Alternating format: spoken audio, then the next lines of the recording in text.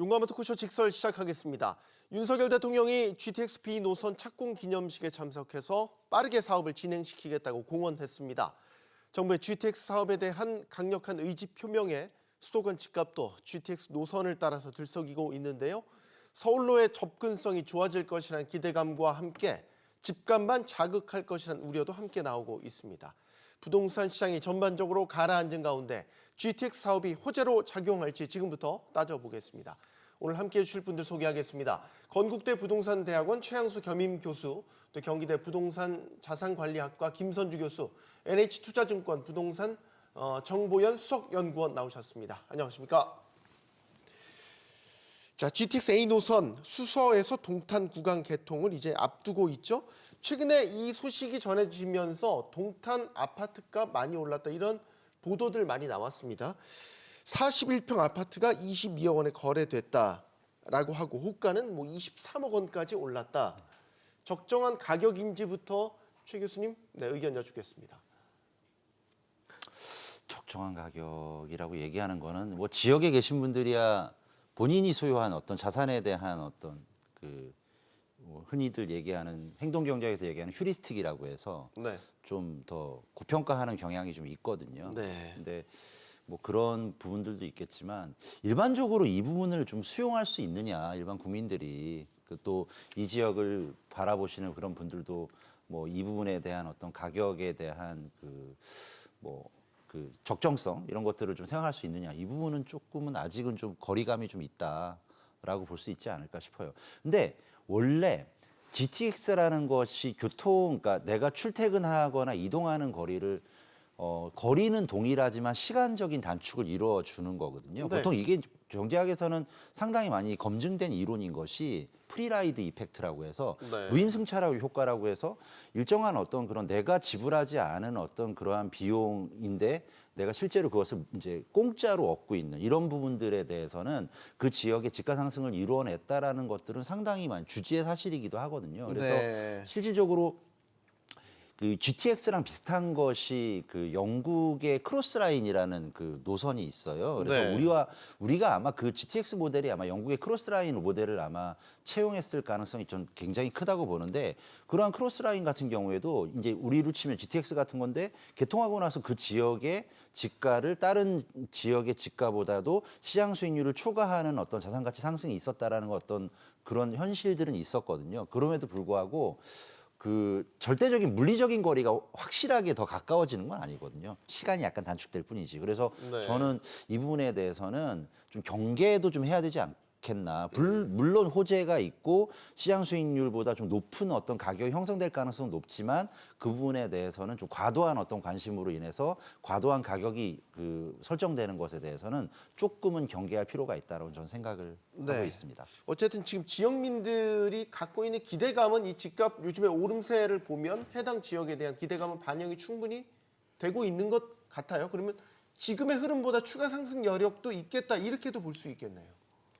그건 이제 되게 쉽게 판단하기는 어려운 문제인데, 이 가격을 먼저 놓고 보면 마레프 이제 그 마포의 그 레미안이 45평이 1월에 21억에 거래가 됐고, 서울 마포. 그다음에 이제 판교 같은 경우도 39평이 23억에 거래가 돼서 거의 비슷한 가격대거든요. 그렇게 되면 그럼 동탄이 마포나 판교보다 더 위에 있는 점이 무엇인가? 이거를 판단을 해가지고 가격의 상승 여력을 봐야 되는데, 우리가 이제 가격을 결정하는 건 수요와 공급이잖아요. 그럼 여기에 이제 수요가 얼마만큼 계속적으로 집중이 될 것인가? 그럼 수요를 결정하는 것은 거기에 이제 일자리가 풍부하고, 그 다음에 내가 출퇴근할 수 있는 그 거리가 교통을 통해서 GTX를 통해서 굉장히 나아지고, 이런 점들이 있어야 되는데, 첫 번째 이제 그쪽은 이제 삼성전자라던가 SK 하이닉스를 이제 좀 인접한 지역이 동탄이라는 그런 특성이 있어요.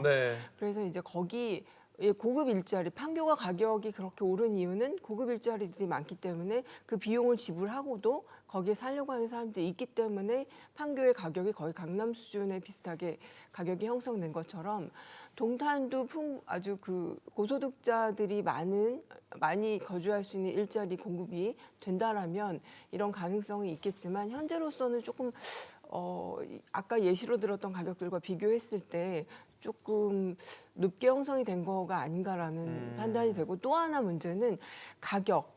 GTX A의 가격이 얼마인지 아세요? GTX A의 요금 말씀이세요? 네, 네. 동탄에서 수서까지가 4,450원.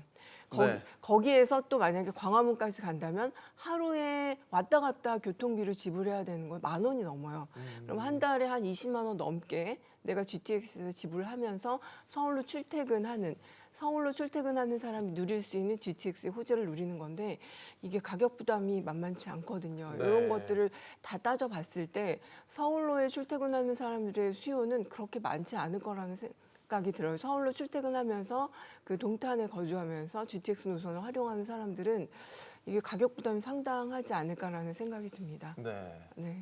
그런데 지금 이제 GTA 노선이 이제 곧 그 개통을 하고 네. 역사 주변의 집부터 좀 이렇게 가격 오름세가 탄력적으로 나타나고 있는 흐름은 우리가 자연스럽게 봐야 되는 건가요? 얘는 어떻습니까?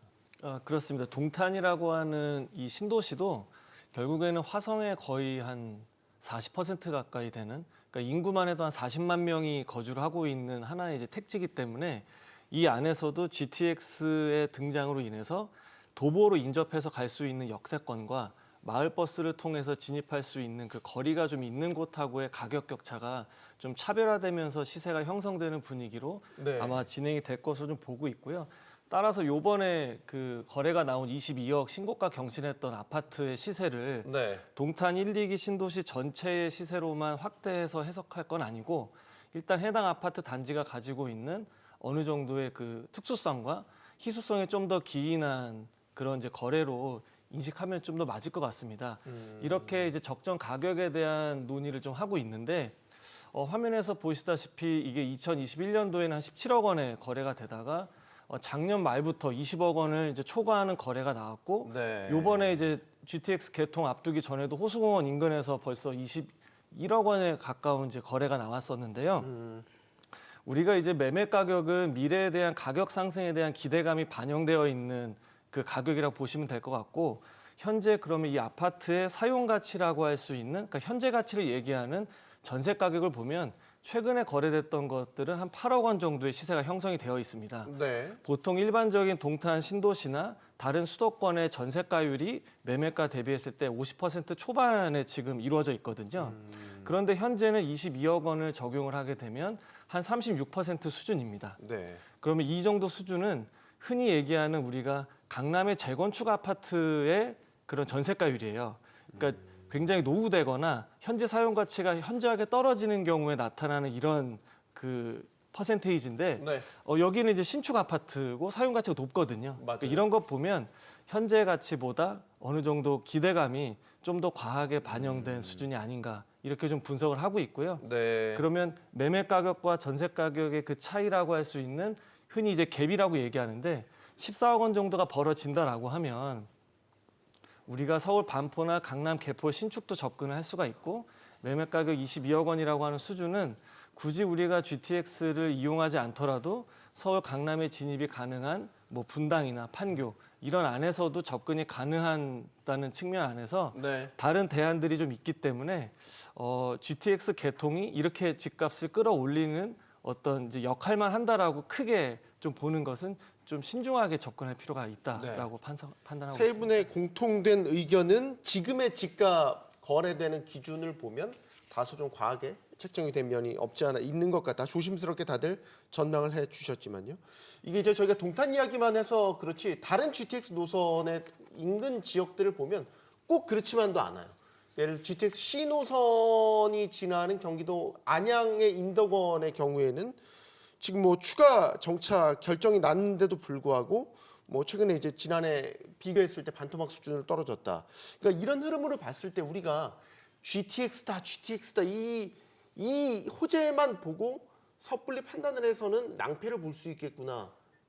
이렇게도 결론을 내릴 수 있는 거잖아요. 네, 뭐 그런 부분에 대해서는 충분히 동의하는 부분들이 있을 수 있을 것 같아요. 근데 이거는 있을 거예요. 뭐냐면 내가 만약에 실거주 목적으로 집을 이제 구매하려고 하는 분들이 있잖아요. 그렇다면은 GTX 정차역에 굉장히 좀 지근 거리에 도보로 이동이 가능한 곳에 내가 실거주 목적과 또 어느 정도 인플레 해지 효과로서 자산을 취득하는 것에 대해서는 저는 충분히 뭐 동의할 수 있는 부분이 있다라고 네. 생각을 해요. 근데 앵커께서 지적하신 대로 지금 말씀하신 GTX 신호선의 그 인덕원 지역 같은 경우에는 상당히 그 GTX 호재로 인한 그러한 가격이 선반영이 좀 빠르게 됐던 지역이에요. 네. 먼저 이제 반영이 되다 보니까 뭐 금리가 고금리라든가 또 경기 침체라든가 이런 부분들 때문에 자산 가치 하락이라든가 아니면은 주택 가격이 영향을 받을 때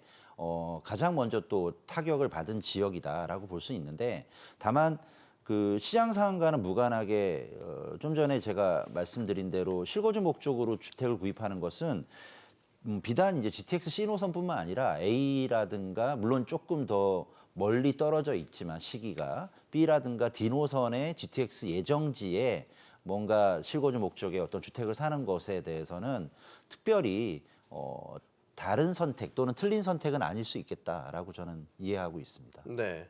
이게 지금 노선이 이제 실제 개통이 되는 지금 계획들을 보면 A 노선 이제 곧 개통이 되죠. GTX C 노선이 먼저 개통돼 2028년. B 노선 같은 경우는 2030년.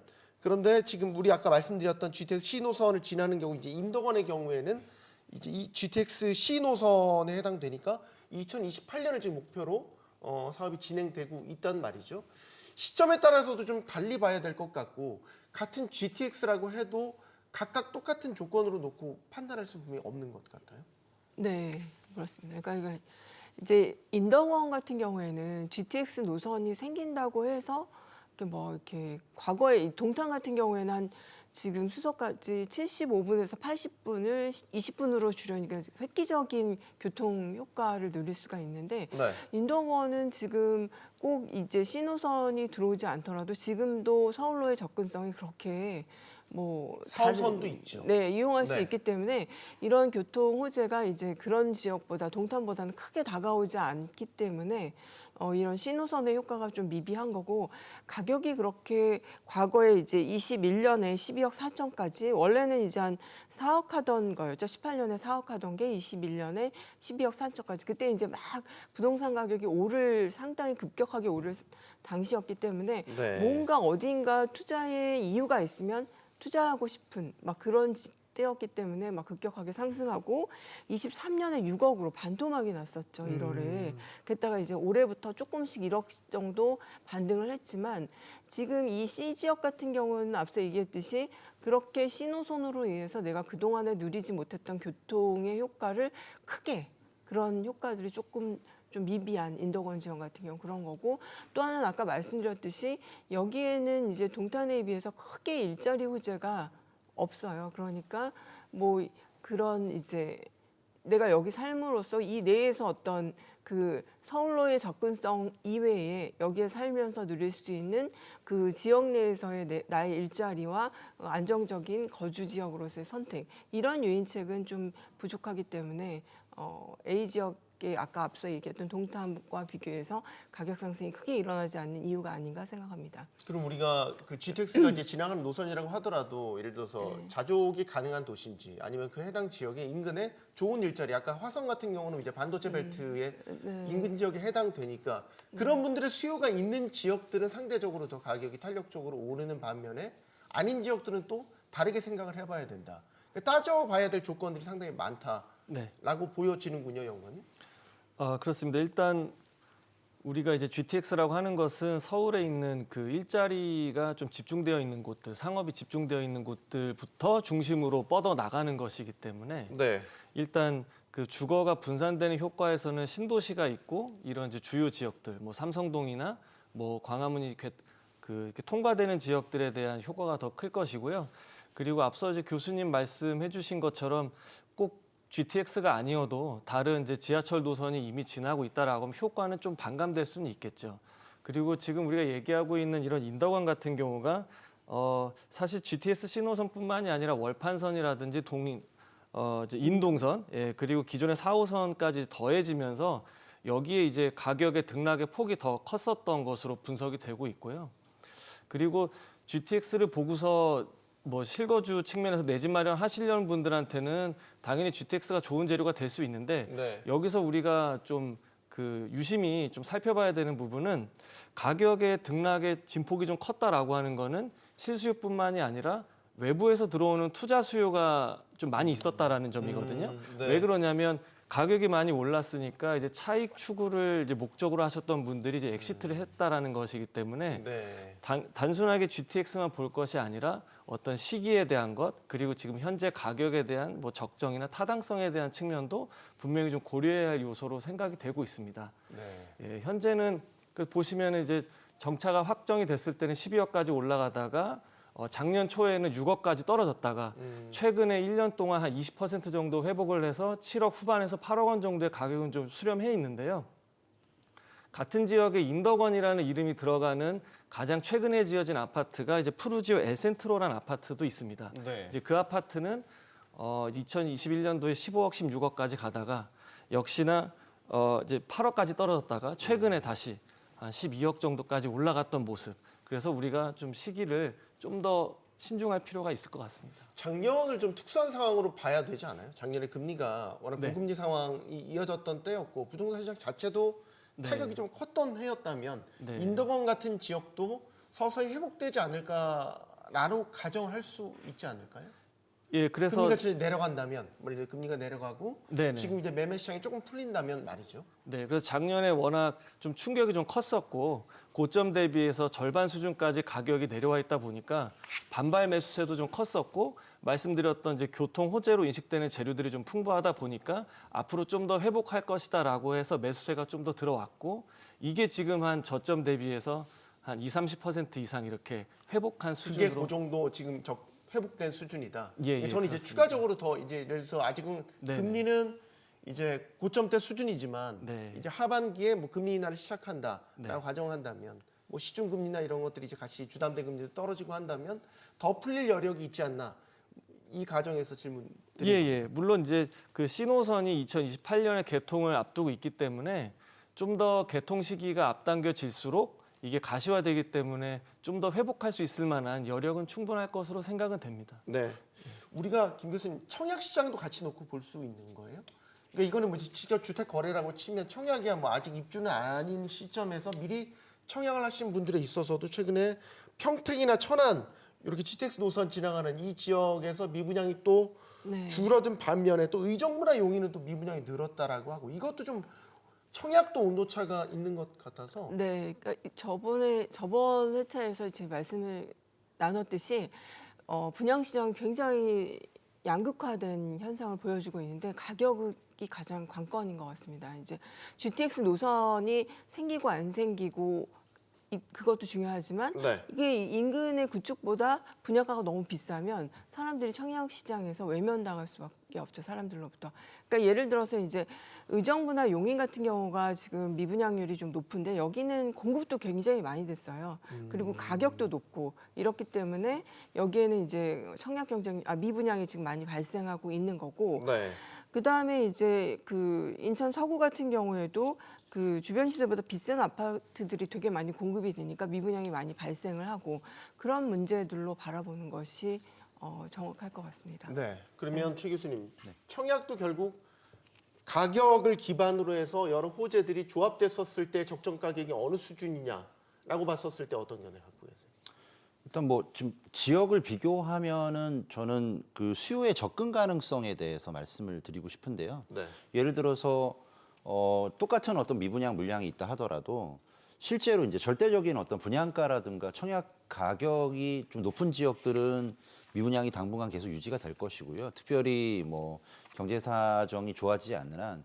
근데 지금 언급되었던 평택이나 천안 같은 경우에는 용인 이런 지역들보다는 절대적으로 청약 뭐 가격 자체가 좀 낮은 편이거든요. 네. 그러면은 예를 들어서 이 지역이 어디보다 더 좋다 나쁘다의 문제가 아니라 접근 가능한 가격이냐 이 문제가 뭐 미분양률을 줄이는 데 좀 기여하지 않았을까라고 생각하고 있습니다. 네.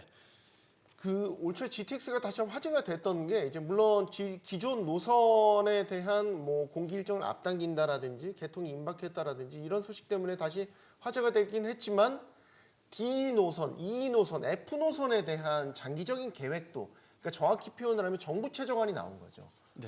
정부 최저안이 나왔어요. 그래서 관련된 지역도 사실 여러 이슈들이 돌고 돌았거든요. 해당 지역에서는. 네. 근데 이게 사실상 되게 먼 얘기란 말이죠. 예. 2035년 개통 목표로 하고 있는. 그래서 사실 이 정부 내에 예비 타당성 통과를 추진하는 요 정도 단계인 건데도 불구하고 일단은 계획이 나왔다는 것 자체만으로도 기대감을 갖고 있는 심리들이 있는 것 같아서요. 네. 저희가 어떻게 판단을 해야 될까요? 일단 확실히 좀 1월 달에 그 연장안이 발표되고 나서 그 이제 언급이 됐던 해당 지역들은 좀 수요가 반응을 하는 모습들이고요. 네. 그 올해 들어서만 보면 사실 다른 지역들은 좀 약보합이나 약세를 나타내고 있는데 비해서 강원도 지역이 의외로 올해 들어서 마이너스를 보였던 적이 없거든요. 네. 그러니까 GTX가 연장선과 이제 DF 노선이 오면서 춘천 뭐 이런 원주까지 오게 되면서 뭐 집값이 좀 긍정적으로 상승에 좀 영향을 좀 줬던 것으로 생각이 되고 뭐 계속 뭐 언급되고 있는 평택과 같은 곳도 뭐 지제역 일대로 해서 가격이 좀 올라오고 있는데 이게 이제 그 이제 막 A 노선이 개통을 목전에 두고 있으니까 네. 가까이 있는 것처럼 느껴지지만 사실은 이제 10년 이상 시간이 좀 장기간 소요되고 네. 여기서 변수까지 감안한다 그러면 더 앞당겨지긴 또 어렵기 때문에 네. 나중에 어떤 미래의 그런 호재를 지금 현재 가격에 바로 녹여서 반응하는 것은 조금 우리가 신중할 필요가 있지 않을까 이렇게 생각을 하고 있습니다. 네. 다 비슷한 견해시죠. DF 노선에 대한 생각은. 그러니까 먼 미래의 가치를 지금 현재로 당겨왔었을 때 가격 책정을 했었을 때 자칫 이게 거품이 또 될 우려가 있는 거고 계획이 바뀌었을 때는 그 거품이 걷어질 테니까요. 판단을 하실 때 좀 더 신중해야 될 것 같아서. 뭐 내가 확실한 어떤 미래가 있는데 가격이 많이 올랐다 하더라도 내가 뭐 장기적으로 거기에서 내가 내 자산을 갖다가 소유하겠다라고 한다면 나쁜 선택은 아니지만 보통 대부분의 어떤 수요자들은 당장 내가 의사결정한 이후로부터 가격이 좀 상당히 좀 가격이 올랐으면 좋겠다고 생각을 하잖아요. 근데 네. 그런 부분을 가지고 현재로서는 그런 부분까지 기대하기는 좀 어렵지 않나 그렇게 생각하고 있습니다. 네. GTX가 예정대로 다 개통이 된다고 저희가 가정을 해보죠. 그러면 작년에 이제 서울 떠난 인구가 32만 명이었다고 해요. 상당히 많이 지금 비싼 집값 뭐 이런 것들 때문에 서울을 떠나시는 분들이 많다라는 얘기가 되겠죠.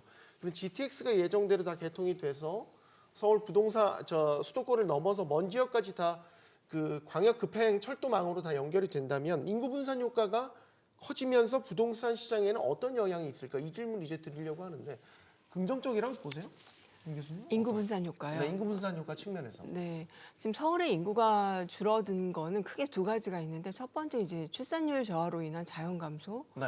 그다음에 이제 3040 세대들이 이 전세 가격의 이 낡은 아파트에 사느니 좀 쾌적한 환경에 경기도권으로 나가자. 탈수화가 되게 많이 진행이 되면서 네. 지금 서울 인구가 줄어들고 있거든요. 그런데 이제 문제는 이 나가신 분들, 그러니까 이제 서울에서 한 60% 수준으로 경기권으로 이제 그 거주지를 옮겼지만 생활권은 여전히 서울이고, 그다음에 인구 분산 효과가 지금은 일어나지만 만약에 이게 이제 서울의 집값이 아까 이제 그 우리가 동탄의 예처럼 그렇게 큰 차이가 없어진다면 다시 서울로의 진입이 가능하지 않을까라는 저는 그런 예상들을 좀 해봐요. 서울로의 진입이 다시 가능합니다. 다시, 그러니까 이제 지금 다시 돌아오는 사람들도 좀 있거든요. 왜냐하면 어차피 이렇게 내가 굉장히 아까 이제 그 A 노선 같은 경우도 배차 간격이 17분이에요. 네. 한 20분이지만 한 번 놓치면 40분.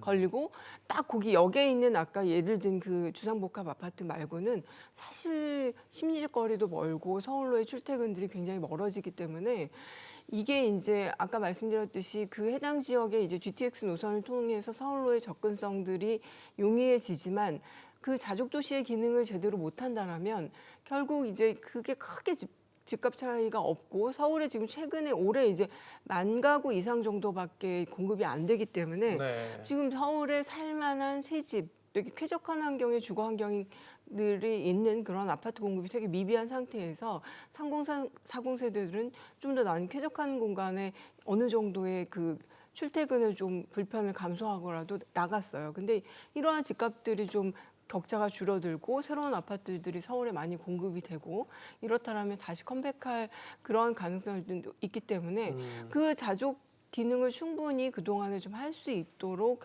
이러한 그 신도시들의 기능들을 좀 강화할 필요가 있지 않나라고 말씀드리겠습니다. 결국 지금 예를 들어서 동탄에서 서울로 출퇴근을 이제 하시는 분들 같은 경우는 서울 집값이 비싸서 아유 이제 좀 동탄으로 GTX도 이제 개통된다니까 동탄에 와 살아볼까 했는데 동탄 집값 알아보니까 서울 집값보다 더 비싸단 말이죠. 네. 그럼 이제 인구 분산 효과 측면에서 이거는 효과가 없는 거 아니에요? 그냥 물론 단순 계산이지만. 네, 그 동탄의 경우가 그 우리가 얘기했던 뭐 반도체 클러스터라든지 양질의 일자리가 있는 자족 기능이 괜찮기 때문에 그쪽에 생활권이 있으신 분들은 굳이 서울을 매일 왔다 갔다 하지 않아도 되시는 분들이 만들어 놓은 형성권이니까 네. 좀 예외로 좀 살펴봐야 될 것 동탄 사례는 같은데. 그래요, 맞아요. 동탄 네. 사례는 조금 그렇게 해야 될 것 같고 대부분은 그 일자리와 상권은 분산되진 않을 거예요. 오히려 이 교통망을 통해서 더 집약되는 효과가 더 있을 거고 어디로 집약? 서울로요? 서울로요. 그러니까 서울의 어떤 이제 접근성을 높이기 위해서 이런 속도가 빠른 교통망을 확충을 해서 경기도로 분산하는 거지 않습니까? 네. 그러니까 대부분은 베드타운일 가능성이 높고 그러니까 이제 주거 지역이 분산되는 효과는 분명히 있을 겁니다. 네. 이제 그러면서 뭐 우리가 얘기했던 광교나 동탄이나 예. 뭐 광교, 뭐 판교 이런 곳처럼 일자리가 그 지역에서 그 수급이 되는 곳들은 서울의 외곽 지역보다 집값이 좀 더 높은 지역도 나타나는 그런 거점 도시들이 여러 개가 나타나는 그런 다극화되는 양상으로 시장이 전개될 것으로 일단 예상은 좀 하고 있고요. 그러니까 우리가 예전에 그 일기 신도시 뭐 수도권 200만 호 건설을 했을 때부터 네. 사실 90년대 초반부터 서울의 절대 인구 수는 감소를 했거든요. 그리고 경기 수도권 일대의 인구가 그만큼 유입되면서 늘어나기 시작했고 그러면서 꼭 행정구역의 서울이 아니라 하나의 생활권으로서의 서울이 좀 커지는 이제 그런 영향이 있을 거로 생각이 되고 있습니다. 이게 아까 다극화 얘기를 하셔서 그러면 최 교수님 이게 그러니까 부동산 시장 우리 살아가는 데 있어서 좋은 거예요, 나쁜 거예요? 이렇게 예를 들어 아까 다극화 말씀을 하셔가지고 GTX 개통의 효과가 인구 분산 차원에서 다극화 현상으로 나타난다면 이게 긍정적인 거예요, 부정적인 거예요? 둘 다이지 않겠습니까? 둘 다 있다. 예. 긍정적인 거는 인구 분산 효과가 있어서 좀 더 맑은 공기에서 살 수 있는 여건이 되겠죠. 근데 하지만 부정적인 효과라고 한다면 어떻게 보면은 이게 서울에 이제 집약돼 있던 그런 수도의 또는 이제 대도시의 어떤 성격 자체가 좀 더 이제 메가시티 형태로 이제 확대가 되는 거잖아요. 네. 오히려 범수도, 그러니까 범서울이 더 늘어나는 셈이니까. 그러면 이제 그에 따라서 그동안 이제 조금만 이제 교외로만 나가도 자연환경을 누릴 수 있었는데 이런 네. 부분들이 다 주거지로 채워지다 보면은 그러한 부분들에 대한 각박함이라든가 또 이런 부분들도 분명히 생길 수가 있을 것 같아요. 근데 저는 이 GTX에 대해서 당연히 이 부분이 이제 그 해당 그 GTX가 들어서는 지역들은 메가 호재인 건 맞지만 이것을 모두 다 능사다라고 모든 것을 해결할 수 있는 이런 것게 바라보는 시각은 좀 문제가 있다라고 저는 생각을 하고 있어요. 무슨 얘기냐면 아무리 출퇴근 시간이 단축이 된다 하고 그다음에 접근성이라든가 이런 부분들이 시간을 단축하는 부분이 있다 하더라도 절대적인 거리가 변하는 건 아니거든요. 네. 예를 들어서 내가 맨날 GTX만 타고 다니는 게 아니고요. 일을 하다가 야근을 하다가 아니면은 친구들이랑 약속이 있거나 모임이 있어서 네. 늦게 들어갈 수도 있는데 그때 만약에 대중교통이라든가 이런 것들이 다 끊겼을 때 그러면은 예를 들어서 그것도 이제 대중교통 중에 하나지만 뭐 택시를 이용한다든가 했을 때 굉장히 좀 멀어요. 그러니까 그런 부분들 심리적인 어떤 거리감이 GTX 때문에 뭐 100% 다 줄어든다고 볼 수는 없거든요. 그래서 이런 부분에 대해서는 조금은 기대감을 갖는 건 맞지만 과도하게 이것이 모두 다 능사인 양 이렇게 생각하는 것들은 좀 문제다라고 봅니다. 인구 분산적인 측면 말고요. 예를 들어서 기업이라든지 우리가 소위 얘기하는 경제산업 인프라들이 서울로 더 몰려 들어가는 소위 이제 서울로 블랙홀처럼 빨려 들어가는 블랙홀 현상을 저희가 우려할 필요는 없겠습니까? 그러니까 거주는 동탄이나 그런 데서 하더라도 혹시 다니시는 직장이나 혹은 이제 관련된 여러 인프라들이 다 서울로만 더 몰려드는 이런 것들 같은 경우는 지방 분산 차원에서는 또 좀 부딪히는 충돌하는 측면도 있는 것 같아서요. 부동산학적으로는 이걸 어떻게 봐야 되겠습니까? 이제 그 대기업들이 지방에다가 그 본사를 이전하고 연구소를 이전했을 때 가장 큰 문제가 인재를 구하기가 어렵기 때문에 네. 수도권으로 다시 이제 이렇게 오는 그런 경향들이 있는데 지금 이제 뭐 만들어지는 그 GTX 노선상에서 뭐 동탄 같은 경우가 대표적인 이제 반도체 클러스터 만들고 뭐 이렇게 하는데 그런 지역들에는 대기업들이 좀 그 어떤 새로운 어떤 자기네들의 지사라던가 아니면 연구소라던가 이런 것들을 만들 가능성들이 좀 존재하죠. 근데 이제 거기에 이제 그 대기업들이 투자를 할 때는 그 지역의 인적 자원들에 대한 평가를 토대로 해서 여기에 내가 했을 때 정말 훌륭한 인재들을 뽑을 수 있고 네. 그래서 기업을 원활하게 운영할 수 있을지를 볼 거란 말이에요. 근데 이제 지금 동탄의 얘기를 지금 저희가 많이 하는 이유는 그만큼 가격이 올랐다는 건 그만큼 지불할 능력이 있는 사람들이 거기로 몰렸다라는 얘기이기 때문에 네. 일부 지역에서는 기업들의 분산 효과가 일어날 수 있을 거라고 생각을 합니다. 네. GTX 노선 이번에 연장, 신설 이런 게 예산 들어가는 게 134조 원으로 지금 추산되고 있거든요. 네. 이 가운데 절반 넘게 75조 원이 민간 투자를 받아서 이제 진행을 하겠다라는 계획인데 글쎄요. 최근에 건설 현장에 뭐 공사비 많이 올랐다 해서 갈등도 많이 빚어지고 있는데 이 계획대로 이 청사진대로 개통이 될까 여기에 대한 근본적인 의문도 아직은 있는 것 같습니다. 언젠가는 될겠죠. 일단 계획이 나오고 이 부분에 대한 기대감들을 또 거기에도 이제 국민들이 있으니까 네. 다 주민들이 있으니까 완전히 다 없애기는 힘들겠지만 시간적으로 이제 플랜대로 할 수 있느냐 얘기는 또 다른 문제이거든요. 네. 그래서 뭐 요즘 또 선거철이니까요. 여러 가지 지자체라든가 아니면 정치권에서 이런 청사진이라든가 장밋빛 공약 같은 걸 내놓는 거는 우리가 많이 봤던 거니까 네. 예, 충분히 얘기는 할 수 있겠다. 다만 언젠가 되긴 되겠지만 이 민자로 유치를 해서 이렇게 한다라고 하는 것은 충분히 이제 가능한 얘기일 수도 있겠다 싶어요. 왜 그러냐면 약간의 사례들이 조금 있는 게요. 조금 있으면 얼마 뒤에 개통을 하는 신안산선도 일종의 GTX 같은 거거든요. 네. 원래 이제 GTX가 이제 KTX가 뭐 코리아 트레인 익스프레스이듯이 GTX는 그레이트 트레인 익스프레스인데 원래 GTX의 예전의 이 명칭이요 대심도 전철이었어요. 대심도 전철이요. 예, 들어본 것 같은데 큰 언제 대자에 나오는지 깊을 기억이 안 나요. 심자에 뭐 도로가 있다. 그래서 일반적으로 전철 같은 경우에는 지표면에서 한 2, 30m 이 정도에서 실제로 전철이 다니거든요. 네. 근데 GTX 같은 경우는 빠른 시간 안에 먼 거리를 그 돌파를 해야 되기 때문에 속도가 굉장히 100km 이상 나와야 돼요. 그렇죠. 일반적으로 전철 같은 경우는 이제 그 정상적인 운행 속도가 한 시속 한 3, 40밖에 안 됩니다. 네. 그러니까 먼 거리를 이제 빠르게 갈 수 없으니까 GTX는 뭐 100km, 최소한 80km 이상 다녀야 되니까. 근데 그렇게 빠르게 가려고 하는데 지표면에서 한 2, 30m에서 다니면은 주변에 있는 건물에 영향을 위험하죠. 주잖아요. 네. 그러니까 결국에는 아주 깊은 곳에서 뚫죠, 지하로. 그 건설을 해야만 그런 어떤 주변의 어떤 집안에 대한 안정성 같은 게 문제가 없기 때문에 그렇게 이제 대심도 전철이라고 불렀는데 이 신안산선도 이건 대심도 전철이거든요. 근데 이것도 네. 거의 다 민자로 지금 그 건설 중이에요. 네. 그래서 이게 넥스트레인이라는 그런 컨소시엄에서 이거를 건설을 하고 30년 동안 운영을 하고 30년 뒤에는 이걸 다시 이제 기부 체납하는 방식으로 하고 있는데 이게 이제 포스코건설 컨소시엄에서 이걸 갖다가 운영을 실제로 이제 하고 있거든요. 그래서 네. 사업성이 있거나 또 나름대로의 어떤 그 손실 보전 같은 것들을 해준다고 하면 민자 유치하는 건 별로 어렵지 않다. 다만 그러한 속도라든가 계획된 시간까지 간다라는 거는 그거는 좀 어렵지 않겠나 싶습니다. 민자유치를 어렵지 않다라고. 근데 이제 민자유치라는 게 결국 민간 사업자들은 사업성이 없으면은 거기에 들어가지 않을 거가 뻔하고 예를 들어 저희가 이제 뭐 노선마다 운행해 보면서 또 추가적인 자료 데이터들이 쌓이긴 하겠지만 만약에 사업성이 떨어지는 노선의 경우에는 뒤처질 수도 있지만 이 불리한 조건으로 계약이 돼서 자칫 세금 먹는 하마처럼 이런 식으로 운영되는 나쁜 선례들도 있지 않습니까? 그런 부분들을 우려하지 않을 수가 없어서요, 연구원님. 네.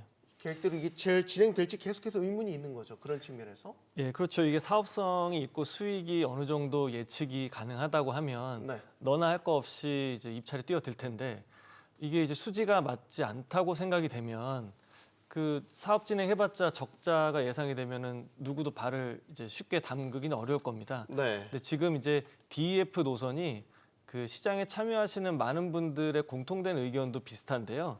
최초에 발표가 되었던 A 노선, B 노선, C 노선보다는 확실히 수요가 좀 적을 것으로 예상이 되고 있고, 그리고 연장선 구간까지 가게 되면 그 시공비라든지 거기에 따른 그 수요 예측이 더욱 어렵기 때문에 일단 10년 이상, 35년까지 완공을 하겠다라고 하는 측면에서 그 사이 사업 변수는 굉장히 많을 것으로 저는 생각을 하고 있습니다. 네. 사업 진행이 되는 민자 방식 자체는 타당하다고 볼 수 있겠으나 거기에 담보가 되는 수익이 어떻게 지금 나올지 모르기 때문에 네. 이것 또한 좀 변수로 좀 둬야 될 것 같습니다. 네.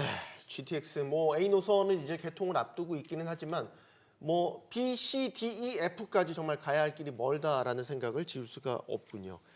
자, 이제 시장 이야기를 좀 짚어보도록 하겠습니다. 서울 아파트 매매가의 경우에는 뭐 전반적으로 둔화 내지는 하락세를 이어가고 있는 가운데 지금 전세가만 계속해서 오르고 있다는 이야기를 저희가 계속해서 얘기 드리고 있죠. 그런데 최근에요, 김 교수님, 서울 강동구 같은 경우는 이제 뭐 실거주 의무 이해가 풀리면서 전세 매물이 좀 꽤 늘어났다는 얘기도 있고 네. 뭐가 정확한 데이터인지는 사실 잘 모르겠어요. 의견 여쭙겠습니다. 네. 일단 서울은 전반적으로 신축 아파트하고 소형 이런 쪽으로 가격이 전세 가격이 굉장히 많이 오르고 있고요. 그 대신에 이제 되게 낡은 아파트라던가 대형 평야 이런 수요가 좀 적은 아파트들은 크게 이제 전세 가격 변동이 없고, 강동구 같은 경우는 우리가 이제 과거 헬리오시티의 사례를 좀 찾아보면 네. 그 앞으로 어떻게 될 것인가를 알 수가 있는데, 헬리오시티 같은 경우가 이제 10,000세대 정도가 그때도 공급이 됐을 때 강남 그리고 서울 전체 전시장에 영향을 미쳤는데 전세가율이 한 10% 정도 하락하고 임박해서는 막 굉장히 막 몇 억씩 떨어진 가격에 거래가 되곤 했었거든요. 네, 전세 가격이. 네. 근데 이제 그게 뭐 쭉 전세 가격을 완전히 터닝하는 건 아니고 그런 현상이 한 1년 정도 뭐 길게는 1년, 짧게는 한 6개월 정도 지속되고 다시 이제 회복하는 그런 현상들을 보여줬기 때문에 이번에 이제 강동구의 이제 3년 그 실거주 의무 유예로 인해서 대거 물량이 풀리게 되면 한동안은 좀 전세 가격에 영향을 줄 수 있을 거라고 생각을 합니다. 네. 소위 서울 강동구 효과를 좀 지켜보긴 해야 될 텐데. 네. 근데 위원 사실 이제 전세 수요가 많은 지역을 중심으로 해서 최근에 전세값이 많이 올랐다라는 이야기는 계속해서 네네. 전해지고 있어요. 지금 시장 어떻게 보고 계세요? 네, 일단 그 금융시장 쪽의 요인하고 그 수급 여건을 좀 공간 시장에서 한번 각각 살펴볼 필요가 있는데요. 네. 일단 그 심리가 그 매매 가격에 대한 상승 기대감이 예전만큼 크지 않기 때문에 매매 수요가 전세 수요로 좀 선회했던 수요들이 좀 유입이 좀 있었고요. 네. 그리고 전세자금 대출 금리가 좀 낮아지면서 월세로 돌아갔던 전세 수요가 다시금 전세로 회귀했던 수요가 있었죠. 네. 그리고 아파트 같은 경우가 이제 전세 사기에서 조금 더 안전하다고 생각이 되니까 여기에 좀 오려고 하는 분들의 수요가 좀 커졌는데, 반대로 그 새 집, 그러니까 집들이를 해야 되는 그 새 아파트의 입주 물량은 상당히 좀 적다 보니까 네. 강동구처럼 그렇게 대규모 입주를 예정해 둔 그런 지역들은 전세가가 좀 하향 안정이 될 가능성은 있지만 서울 전역에 걸쳐서는 아직은 좀 미약하긴 합니다만 그 상승에 대한 좀 가능성이 좀 더 크다라고 생각을 하고 있습니다. 네. 최 교수님도 비슷한 견해세요? 전세값이 당분간은 좀 계속 오를 여지가 있다? 이렇게 보세요? 저는 좀 더 이제 강하게 말씀을 드리면 네. 전세값은 계속 오를 것 같아요. 아, 단기간이 아니라 지속적으로. 구조적으로 추세적으로. 추세적으로. 왜요? 기본적으로 전세 가격은 이제 그 금리의 어떤 역의 변수로 흔히들 알려져 있거든요. 네. 그러면 최근에 보면 당장에 뭐 기준금리가 내렸다, 그다음 미 연준의 금리가 내려갔다라고 실행이 된 건 아니지만 실제로 이제 금융권에서 이제 그러니까 자금 조달을 하고 있는 금융채 금리라든가 이런 부분들은 지속적으로 좀 감소를 하고 있어요. 실제로 네. 최근에 담보대출 연장이라든가 새롭게 담보대출을 일으키신 분들을 보면 이전보다 최소한 1%포인트 정도가 금리가 좀 낮아지고 있거든요. 그러면 이제 금리가 낮아지면은 전세가는 상당히 역대로 보면 가장 올랐던 적이 많아서 앞으로 실제 기준금리가 또 인하가 되고 또 여러 가지 금융 여건이라든가 이런 부분들이 소비자에게 좀 유리한 국면이 와버리면 전세가는 사실은 좀 현재 또 공급 상황까지 지켜본다면은 그 또 뭐 그 그러니까 내려가기가 상당히 좀 어려운 추세가 지속되지 않을까 싶습니다. 네, 전세 시장은 뭐 전반적으로 좀 계속해서 가격이 올라갈 여지가 좀 높게 보시는 전문가들께서 많이 있군요. 저희가 청약을 짚어보면 최근에 좀 화제가 됐던 청약 있지 않습니까? 디퍼와 네, 서울 네. 강남구 개포동의 디퍼와 네. 100만 명 무순위 청약에 몰리면서 뭐 당첨된 분도 화제가 됐죠. 그분 직업도 그렇고요. 그래서 굳이 밝히진 않겠지만 지금 또 있어요. 그 서울 강동구 더샵 둔촌폴에 이제 분양에 돌입을 하는데 어떻게 보세요? 디퍼처럼 흥행에 성공할까요? 그 디퍼는 이제 분양가 상한제라 워낙 이제 로또 아파트로 알려져 있었고요. 네. 근데 이 지금 더샵 둔촌포레 같은 경우에는 사실은 이제 분양가가 8세제곱 기준으로 12억에서 최고가 16억. 그다음에 이제 여기다 이제 옵션까지 하면 17억. 근데 인근 시세를 좀 볼 필요가 있죠. 우리가 분양을 받는 이유는 인근보다 좀 싸게 받아서 시세 차익을 좀 보려고 하는 건데 네. 여기는 현대 1차 같은 경우에는 평균 30평형대가 10억대고요. 그다음에 이제 둔촌 프로지오 같은 경우는 9억 7,500. 둔촌 현대 4차는 8억 1,000. 이러니까 인근 구축보다는 가격이 싼 거는 아니죠. 비싼 거죠, 사실은. 네. 그렇기 때문에 이제 개포동의 이제 디퍼아처럼 그렇게 폭발적인 인기는 있을 것 같지는 않지만 네. 지금 워낙에 신축에 대한 수요들이 되게 강렬하기 때문에 그래요? 네. 요즘 이제 특히 아까 말씀드렸듯이 3040 세대들은 구축보다는 무조건 신축 이런 것들 쾌적한 주거 환경이 되게 중요시 여기기 때문에 이런 부분들에 대해서 이제 구축 대비 얘가 가격 상승을 좀 볼 거라 시장에서는 이제 우리가 올림픽 파크 포레온이 이제 5% 정도의 프리미엄이 붙었으니까 여기는 한 3억 정도는 더 프리미엄이 생기지 않을까 이렇게 예측들을 하기 때문에 네.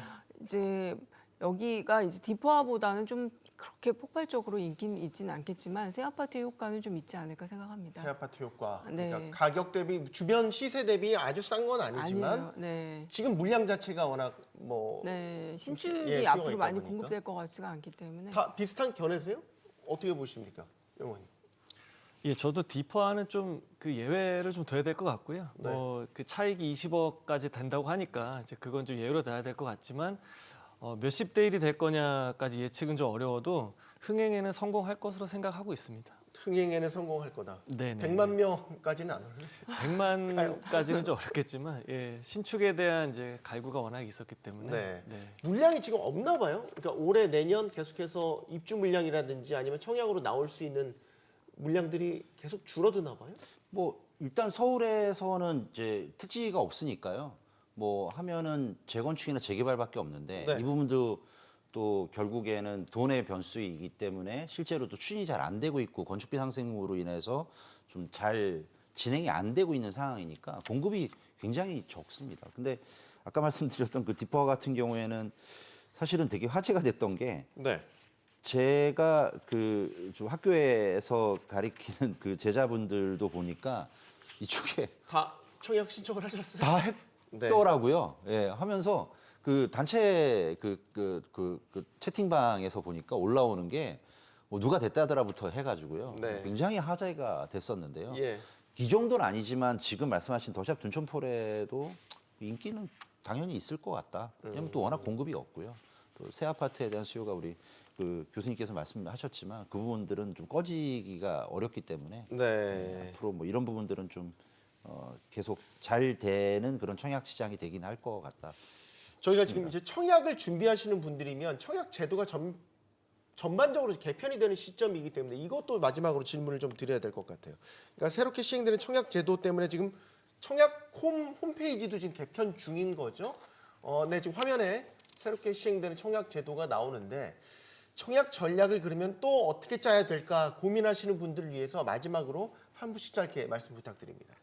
일단 먼저 이제 결혼을 하고도 신고를 안 했던 그런 사례들이 굉장히 많아서 네. 이제는 이제 부부 중복 청약이나 과거에 이제 본인들이 했던 이력들에 대해서 이제 혜택을 주는 그리고 이제 다자녀 특공이 3명에서 2명으로 이제 낮아졌잖아요. 그러니까 이제 전략이라고 한다면 그렇게 이제 내가 2자녀라면 한번 이제 다자녀 특공을 좀 노려볼 만하는 그런 부분들이 있고, 일단 맞벌이 소득 기준을 완화했기 때문에 전에보다 이제 둘이 벌면은 이거 청약을 너무 이제 소득이 높아서 청약을 못했던 그런 문제들을 좀 해소하는 것들이 있기 때문에 맞벌이 부부인 경우에 나의 소득 기준을 다시 한번 체크해보고 낼 수 있는 가능성들을 좀 열어놓고 청약 계획을 짜는 것이 필요할 것 같습니다. 지금 부부간 중복 청약도 허용이 되네요. 그러면 네. 소위 이제 남편과 부인이 각각 따로따로 이제 넣어도 된다는 확률을 2배로 높일 수 있는 그렇죠. 것, 이런 것도 좀 바뀌는 제도가 되겠군요. 예, 그렇죠. 그래서 이번에 바뀌게 되는 제도 중심으로 그 전략을 가져가면 좋을 것 같은데, 일단 신생아 특례 대출이 도입이 됐잖아요. 네. 그래서 그에 맞물려서 그 신생아 특공도 새로 생기고, 그리고 민간 분양에서도 신생아 우선 공급이 생기니까 신생아 특례 대출과 함께 더불어서 이걸 좀 전략으로 삼으면 좋을 것 같고, 그리고 아이러니하게도 이제 결혼을 미루거나 이것 때문에 청약 때문에 불리한 점 때문에 혼인을 미뤘던 것들이 이제는 결혼 자체가 전략이 될 수도 있을 것 같아요. 왜 그러냐면 결혼 자체가 전략 그러네요. 예, 네. 외벌이일 경우에 100을 인정해줬으면 맞벌이일 때는 종전에는 1.4배까지 해줬거든요. 근데 지금은 이제 200%까지 2배로 잡아준다고 하니까 그런 것도 그렇고, 뭐 결혼 전에 뭐 청약 당첨 사실이나 주택 보유 상황도 리셋을 해준다고 하니까 이제는 좀 유리한 쪽으로 작용을 하게 된 점이 있죠. 최 교수님, 전반적인 조건들을 보면 특별 공급에 대한 여러 가지 조건들이 많이 좋아지는 것 같다는 생각을 하게 되네요. 특별히 어느 계층에 대해서 혜택을 좀 주겠다라는 게 눈에 띄잖아요. 네. 그러니까 이거지 않습니까? 결혼 빨리 해라.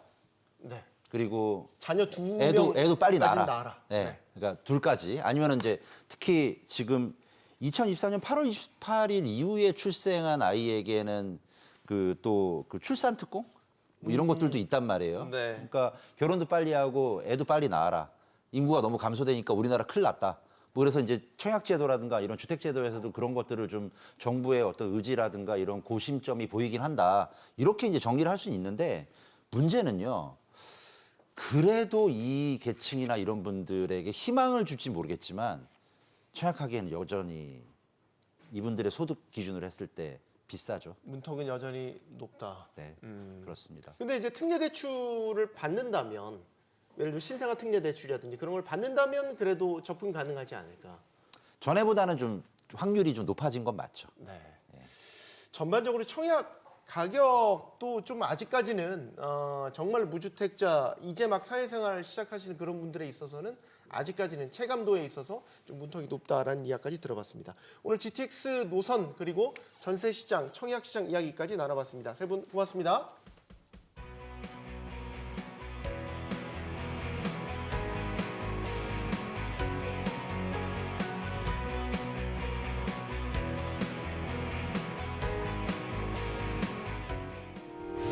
의견 있는 경제 채널 SBS 비즈